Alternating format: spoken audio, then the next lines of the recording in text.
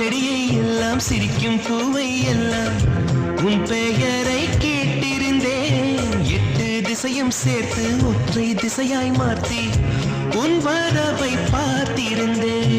கண்ணுக்குள் கண்ணுக்குள் உந்தன் பிம்பம், நெஞ்சுக்குள் நெஞ்சுக்குள் உந்தன் சந்தம்.